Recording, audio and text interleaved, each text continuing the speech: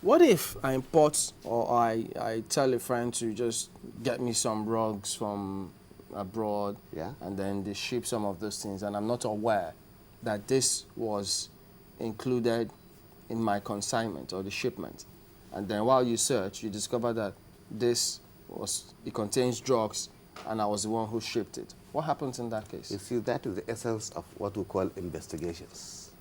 Now, before you ship any goods, you must do that's what we call packing list.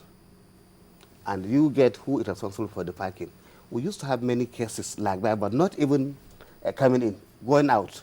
For example, if you look at around the airport, you see a lot of clearing agents. And as a clearing agent, you are just a professional that somebody will say, you are not there when he packs his goods. Yeah. Okay, I'm an agent, you are going to give me this percentage. And based on that, this is your own fee. The agent is not there when the owner packed and concealed everything. So all we do is we conduct what is called investigations. How did you come about these goods? At what point did you take it? Who gave it to you? The main reason why not even with the customs intake that you must register your company as an agent. And this concept they do in the bank, know your customer as well. Because we have had many issues like that, and we find out that at least we keep the agents double time to assist us in tracing the real owners. Some, if you conspire, will know. Because I'll give you one example. There was this young man that we arrested. And he said, look, that he knew the owner through somebody. Or not to him. The person that introduced him to that person was the owner. He just come like two of you as friends. You came, look, I have a friend who is into this business. You are the one introducing him. But in the long run, he never see him. You that introduced him kept on talking as if you are that person. He called him, make arrangement, everything. So we got him, and we said, okay, at what point did you meet him? He told us they are from Benin, this and that, but the concealment, then mode of control were these artifacts, this bronze you see. So we said, okay, which address? We moved to Benin, and were able to trace the place. They said, no, this young man, yes, always come to Lagos, but he's traveling today to South Africa. So we had one-on-one together. Yes, he's traveling to South Africa, and this consignment is going to South Africa, which means, because he didn't know we have arrested that man and this. So, which means this man is coming to go and collect his own money. So what we just did, we took the name, we just waited in the office. So I've gone through the first part. The young man came, oh, are you so person? Please, can you talk to the commander? And we invited him neatly. We are conducting this and this. How do you know the owner of this that he introduced to social agent? So eventually, that's the way we discovered that he confessed. He's very sorry. He had to do that as a cover, and he is the owner. Okay, the question I want to ask is, like the rugs, for instance, the source, where it came from. Do you have relationship with these other countries where the rugs came from, so that whoever packed those, the rugs and the drugs in there is also arrested? Yes, you see, one major tool of our operations in NDLEA is international collaboration.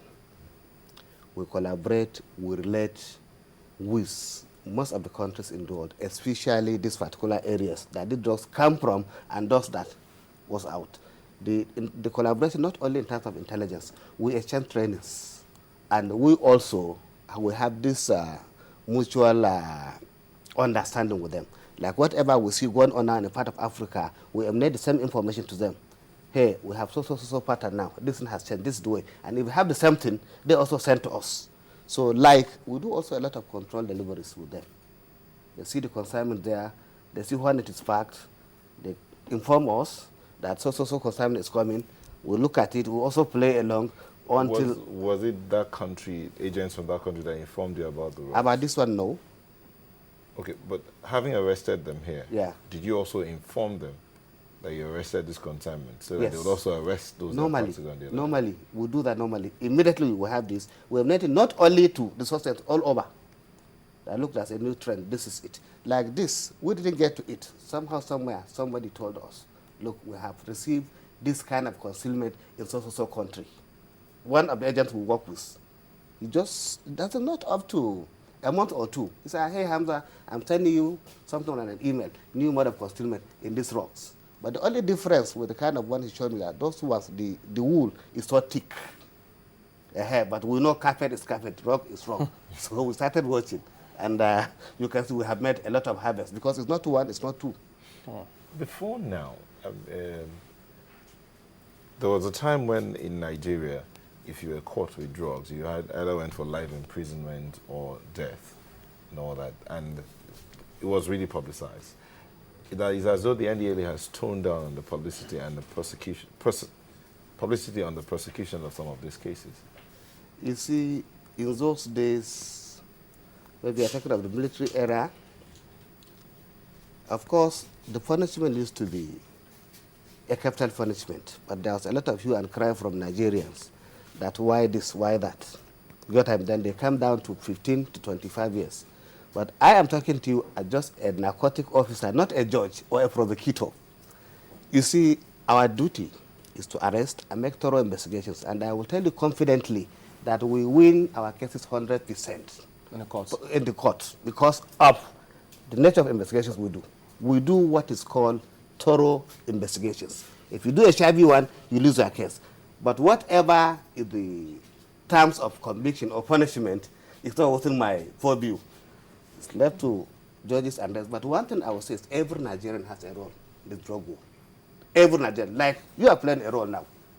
That's invited here to talk to Nigerians on what we do as a command. You made a serious contribution. The judges also can contribute. They can, because I know some of them that they are allergic to this. The moment you are in their court, we rest assured, on reasonableness, they find out that yes, this is they are found guilty, the rest of not less than 10 years. But don't forget one thing with Nigerians. There are countries we know in the world that their punishment is the same capital punishment they are talking about. But you still see a Nigerian carrying a visa, telling him, written clearly on the visa, that drug trafficking attracts death penalty. Okay. You see him carrying the same visa and the top of the stomach.